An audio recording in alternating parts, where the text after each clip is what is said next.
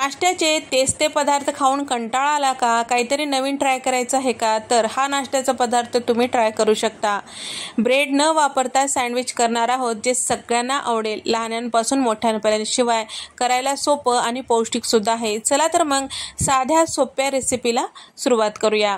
तर इथे मी 2 कप इतकं बेसन पीठ घेतलेलं आहे आणि 2 कप रवा घेतलेला आहे. कुठल्याही एका वाटीने तुम्ही हे प्रमाण घेऊ शकता. आता यासाठी इथे ठेचा तयार करून घ्यायचा आहे. मिक्सरच्या भांड्यात 7 ते 8 हिरव्या मिरच्या, 1 इंचाचं आलं, 8 ते 10 लसणाच्या पाकळ्या आणि 1 चमचा जिरे आणि थोडीशी कोथिंबीर टाकून पाणी न टाकता याचं वाटण तयार करून घ्यायचं आहे. आता पिठावर हे हिरव्या मिरच्याचा ठेचा टाकून घेतलेला आहे. 1 कप चॉपरमधून बारीक केलेला कांदा टाकून घेतलेला आहे. 1 चमचा धने पावडर, अर्धा चमचा हळद टाकून घेतलेला आहे. अर्धा कप इतकं बारीक असं चॉपरमधून काढून घेतलेला टोमॅटो टाकून घेतलेला आहे.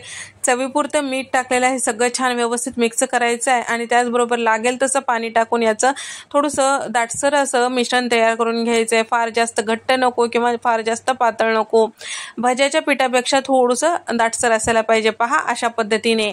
तर या ठिकाणी आता या पिठामध्ये दही वगैरे वापरलं नाही, तर याला छान असं जाळी पडण्यासाठी साधारण अर्धा चमचा इतकं सोडा टाकून घेतलेला आहे आणि ॲक्टिव्ह होण्यासाठी सोडा इथे मी साधारण अर्धा लिंबाचा रस यामध्ये टाकून घेतलेला आहे. सगळं छान व्यवस्थित मिक्स करून घेतलेलं आहे.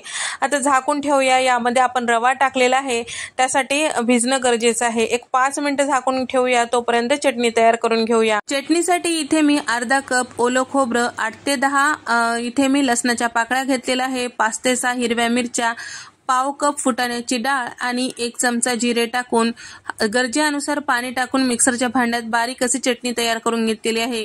साधी सोपी चटणी आहे. इडली, डोसा, वडा आणि उत्तपम अशा सोबत तुम्ही ही चटणी खाऊ शकता आणि त्याचबरोबर असं नाश्त्याचा पदार्थ असेल तर पटकन ही चटणी करता येतो.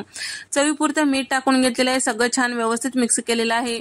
तर यावर तुम्ही फोडणी देऊ शकता. मी असंच ठेवणार आहे. तर या ठिकाणी आता इथे आपली चटणी तयार झालेली आहे. 5 मिनिटं झालेले आहेत. आता आपला रवा सुद्धा छान फुलल्या गेलेला आहे. पीठ छान व्यवस्थित तयार झालेलं आहे. एकदा पूर्ण व्यवस्थित मिक्स करून घेऊया. या स्टेजला तुम्हाला जर पीठ घट्ट वाटत असेल तर तुम्ही थोडंसं पाणी टाकू शकता. पातळ वाटत असेल तर आणखीन थोडंसं पिठाचं मिश्रण यामध्ये मिक्स करू शकता.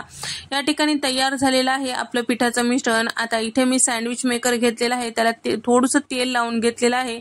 त्यानंतर तयार करून घेतलेलं जे पीठ आहे यामध्ये टाकून घेतलेलं आहे. तर आपल्याला यामध्ये हे नाश्त्याचा प्रकार करायचा आहे, त्यामुळे थोडंसं आपण घट्ट ठेवलेलं आहे. किंवा तुम्हाला जर एखाद्या डोशाच्या पॅनवर डोसा करायचा असेल किंवा छोटीशी उत्तपम करून घ्यायचं असेल तर हलकंसं पातळ ठेवलं तरीही चालतो. वरतून मी बटर टाकून घेतलेलं आहे. त्यानंतर आपल्याला गॅसवर आलटून पलटून ज्या पद्धतीने आपण ब्रेडचं सँडविच भाजून घेतो त्याच पद्धतीने भाजून घ्यायचं आहे. कमी गॅसवर. गॅस मोठा करायचा नाही आणि थोडंसं वेळ लागतो. ब्रेड सँडविच पटकन होतो, पण याला वेळ लागतो कारण हा पिठाचा असतो. तर या ठिकाणी आलटून पलटून हे भाजून घेतल्यानंतर तुम्ही बघू शकता छान असं फुलल्या गेलेलं आहे. ब्रेड न वापरता सुद्धा अगदी मस्त सँडविच आपला तयार झालेला आहे. दोन्ही साईडला कमी गॅसवर भाजून घेतल्यामुळे छान असा तयार होतो. या ठिकाणी आता तुम्हाला जर हे एक्स्ट्रा कुरकुरीत करायचं असेल तर आणखीन थोडंसं बटर लावून आणखीन भाजून घेऊ शकता. तर इथे आपला हा सँडविच तयार झालेला आहे. ब्रेड न वापरता सुद्धा मस्त असा गुबगुबीत सँडविच तयार झालेला आहे. त्याच पद्धतीने दुसरं सँडविच सुद्धा तयार करून घ्यायचं आहे. तर या ठिकाणी दुसऱ्यांदा सुद्धा आपल्याला याच पद्धतीने पीठ यामध्ये टाकून घ्यायचं आहे. आलट पलट करून सँडविच मेकर छान असं हे सँडविच तयार करून घ्यायचं आहे. तर या ठिकाणी तुम्ही आवडीनुसार भाज्यांचं प्रमाण घेऊ शकता. यामध्ये आणखीन भाज्या वाढवू शकता. तर यामध्ये तुम्ही चीज ऍड करू शकता किंवा पनीर किसून टाकू शकता तुमच्या आवडीनुसार. इथे मी साधंच ठेवलेलं आहे. तुम्ही बघू शकता कट करते वेळेस तुम्हाला लक्षात आलं असेल मस्त ब्रेड न वापरता सुद्धा सँडविच तयार झालेला आहे.